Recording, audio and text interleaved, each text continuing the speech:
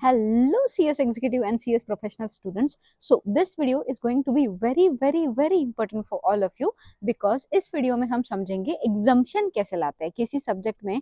अगर आप 60 प्लस मतलब 60 नंबर से ज्यादा मार्क्स या 60 मार्क्स स्कोर करते हो तो उस केस में आपको एग्जम्पशन मिलता है और एग्जम्पशन जो है उसका बेनिफिट आपको इन फ्यूचर कैसे होगा एंड एवरीथिंग मैं आपको आज इस वीडियो में एक्सप्लेन करने वाली हूँ। सबसे पहले तो समझ लेते हैं एग्जम्पशन आता कैसे है। देखो, जब भी आप सीएस एग्जीक्यूटिव या फिर सीएस प्रोफेशनल का कोई भी पेपर अटेम्प्ट करते हो और उसमें आपके 60, 61, 62, 60 से ऊपर जितने भी मार्क्स आते हैं तो उसको एग्जम्पशन पेपर बोला जाता है।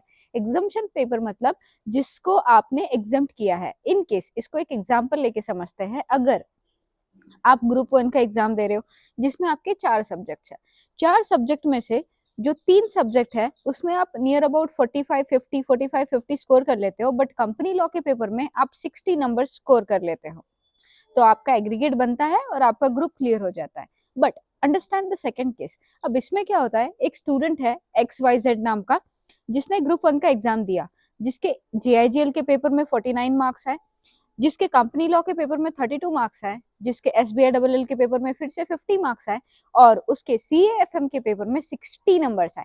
तो इस केस में होगा क्या?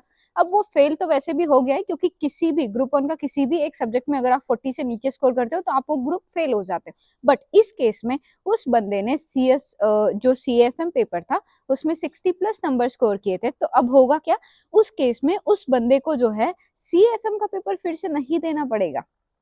अब उसको बस वो रिमेनिंग 3 पेपर्स क्लियर करने हैं और ये फायदा होता है एग्जम्पशन का। एग्जम्पशन लाना जरूरी क्यों है, समझो इसको ध्यान से। सबसे पहले तो आप इस तरीके से समझो, आपका सीएस एग्जीक्यूटिव में 2 ग्रुप है, सीएस प्रोफेशनल में 2 ग्रुप है। अब होता क्या है ना, सीएस एग्जीक्यूटिव में अगर आप देखो तो ग्रुप 1 में 4 सब्जेक्ट है, ग्रुप 2 में 3 सब्जेक्ट है। अब इस केस में किस ग्रुप 1 ग्रुप 2 दोनों ग्रुप में इंस्टीट्यूट एक ऐसा पेपर बनाता है जो आपको सिर्फ फेल करने के लिए बनाया गया होता है, जिसका डिफिकल्टी लेवल आपकी सोच से और मेरी सोच से बहुत ऊपर होता है। जैसे कि लास्ट अटेम्प्ट में अगर आप देखो तो CFM का पेपर। अब इस केस में आपको बचाएगा कौन?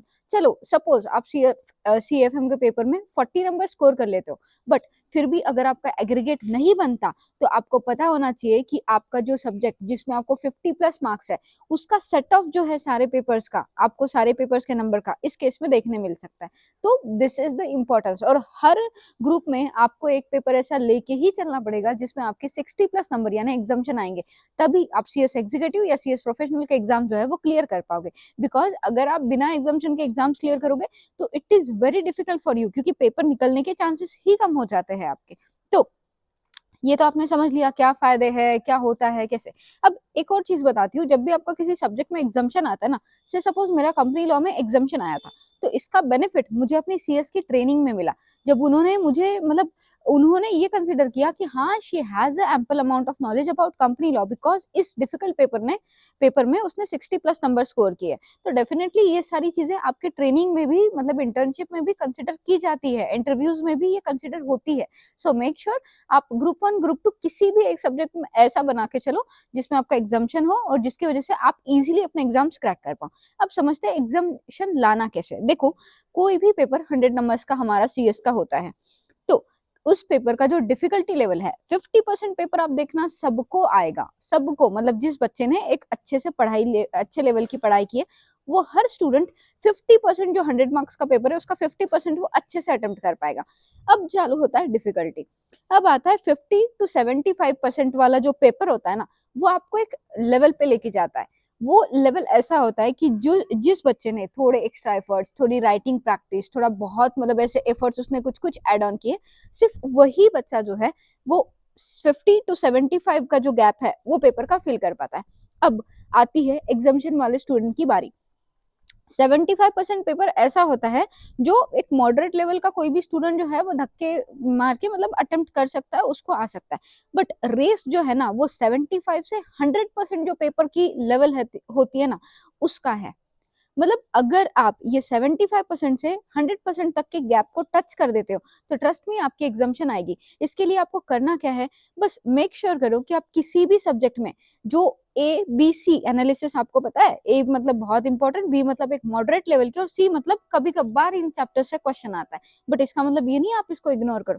तो आपको करना क्या है, जस्ट जो A सेक्शन वाले मतलब जो बहुत इंपॉर्टेंट चैप्टर्स है, जैसे कंपनी लॉ में डायरेक्टर्स हो गया, KMP हो गया, मतलब CSR हो गया, ये ऐसे कुछ चैप्टर्स है कंपनी लॉ में जहाँ से आपको जनरल मीटिंग्स हो गया, जहाँ पे आपको 100% क्वेश्चंस देखने मिलेंगे। तो what you have to make sure, जो भी चैप्टर्स कैटेगरी ए और कैटेगरी बी में आते हैं उसको आप बहुत अच्छे से बहुत थरोली करो, और सी जो कैटेगरी है बस उसको बार बार रीड करते रहो। तो मेक श्योर कि आप सारा एंटायर सिलेबस खत्म करो, आप जो वेरी इंपॉर्टेंट चैप्टर्स है उनको बहुत थरोली करके जाओ। आप जो मॉड्यूल के एग्जाम्पल्स, मॉड्यूल के अंदर मैं कई बार स्टूडेंट्स को बोलती हूँ, अगर आप JIGL, SBILL, कंपनी लॉ या फिर जो भी आपके सब्जेक्ट्स है उसमें अगर आप एक बार भी मॉड्यूल रीड नहीं करते ना, ट्रस्ट मी आपको पेपर जो है वो काफी डिफिकल्ट लगने लगेगा।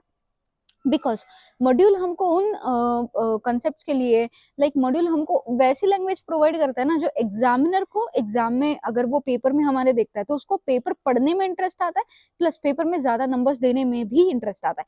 तो मेक श्योर आप ये सारी चीजें करो, and trust me apart from all this things आपको आपके एग्जाम में आपका प्रेजेंस ऑफ माइंड यूज करना होगा।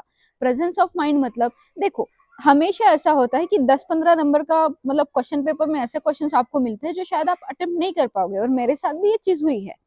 Being a rank holder, all India rank 2 मैंने सिक्योर की है, स्टिल मेरे साथ भी ये चीज हुई है कि पेपर में 10 नंबर के जो ऐसे क्वेश्चंस थे वो मुझे आ ही नहीं रहे थे। What I used to do in such kind of situations, मैंने क्या किया ना कि जितने भी नियर बाय प्रोविजंस थे मैंने वहां पे सारे लिख दिए। इससे हुआ क्या, पेपर चेकर को ये पता चला ये बंदी हार तो नहीं मानने वाली। और जब अगर मैं खुद ही हार ना मानूं तो उसको, जहाँ पे मुझे 5 नंबर्स का क्वेश्चन था, जहाँ पे मैंने कुछ लिखा, मुझे 5 नहीं मिलते, ये तो मुझे भी पता था, चेकर को भी पता था, बट एटलीस्ट मैंने वहां पे 2 तो सिक्योर कर लिए ना। और यही बात आती है एक रैंकर के माइंड सेट की। So you have to prepare yourself for this examination subject. Trust me, अगर आप दोनों में से, दोनों ग्रुप में किसी एक एक सब्जेक्ट को अपना हैंड होल्ड नहीं करते, एग्जाम्शन वाला सब्जेक्ट नहीं बनाते, तो trust me you are going to fail your attempt, क्योंकि ये चीज मैंने भी फेस करी है। तो मेक श्योर आप एक सब्जेक्ट ऐसा हमेशा रखो, हर ग्रुप में 1 या 2 सब्जेक्ट आप ऐसे रख सकते हो। ठीक है चलो इसका पेपर बाय डिफॉल्ट मतलब बहुत ही गंदा आ गया तो एटलीस्ट दूसरा सब्जेक्ट है, आप 2 पेपर्स हमेशा ऐसे रखो कि जिसमें आपको एग्जाम्शन की जो है वो गारंटी हो, चांसेस हो, तभी जाके आपके ग्रुप का जो मार्क्स है, जो एग्रीगेट का टोटल है वो सही से बनेगा, and you are going to score good marks, and इसी से आपकी एक अच्छे कंपनी में इंटर्नशिप, आर्टिकलशिप भी लग सकती है। So thank you so much for watching this video. अगर वीडियो पसंद आई हो तो आप मुझे सब्सक्राइब कर सकते हो, and if you have any doubt या फिर आपको कोई सजेशन है कि आपको इस टॉपिक पे और वीडियोस चाहिए तो प्लीज आप मुझे DM कर सकते हो इंस्टाग्राम पे, या फिर आप मुझे कमेंट सेक्शन जो है वहां पे भी लिख सकते हो, या फिर आप मेरा जो व्हाट्सएप चैनल है उसको फॉलो कर सकते हो, क्योंकि वहां पे मैं आपसे सजेशंस मांगती हूँ, आपको टॉपिक्स देती हूँ और पूछती हूँ कि बताओ अगला वीडियो आपको किस टॉपिक पे चाहिए। So thank you so much for watching this video, and thank you for so much support guys, thank you.